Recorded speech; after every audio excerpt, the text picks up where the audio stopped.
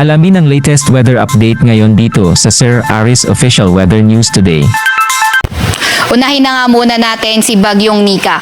Kanina alas 10 na umaga, ito ay nasa layong 225 kilometers west-northwest ng Lawag City. Ito ay nagtataglay ng lakas na hangin na 95 kilometers per hour malapit sa sentro at bugso na aabot sa 115 kilometers per hour. Kumikilo sa direksyong Hilagang Kanluran sa bilis na 10 kilometers per hour. Nakita nga natin itong si Nika na malapit na ngang lumabas ng ating Philippine Area of Responsibility. So, kahit nga po papalabas na nga itong si Nika, meron pa rin tayo mga nakataas na wind signal. And also, may minomonitor din tayong bagyo sa loob ng ating Philippine Area of Responsibility, si Bagyong Ophel.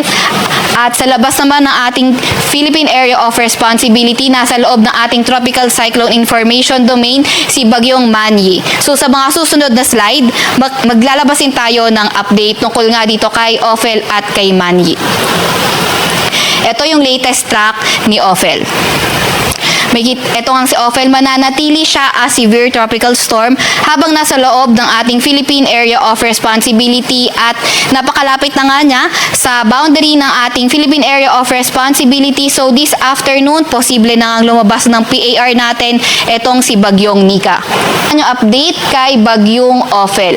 As of 10 a.m., ito ay nasa layong 950 kilometers sa may silangan ng southeastern Luzon. Nagtataglay ng lakas na hangin na 85 kilometers per hour malapit sa sentro at bugso na aabot sa 105 kilometers per hour. Kumikilos sa direksyong Hilagang Kanluran sa bilis na 35 kilometers per hour. Sa kasalukuyan, may kalayuan pa naman si Ophel sa ating landmass pero may kabilisan ito ng paggalaw at 35 kilometers per hour nga. At currently, wala itong direkta epekto sa kahit anong parte ng ating bansa pero sa paglapit niya, posible nga yung trough niya or siya mismo yung magdadala ng mga paulan sa malaking bahagi nga ng Northern at Central Luzon area.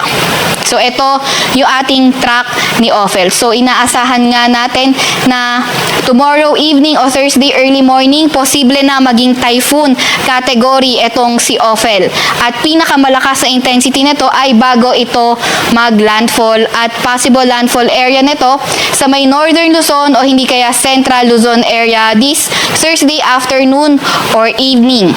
So dahil nga may kalayuan pa si Ophel sa ating bansa at may mga days in between pa bago ito tuluyang lumapit ng bansa natin, hindi natin tinatanggal yung possibility na magbago yung kanyang forecast track. Kaya meron tayong area of probability kung magkakaroon ng shift sa kilos ni Ophel ay posibleng nandito ito sa loob ng ating area of responsibility.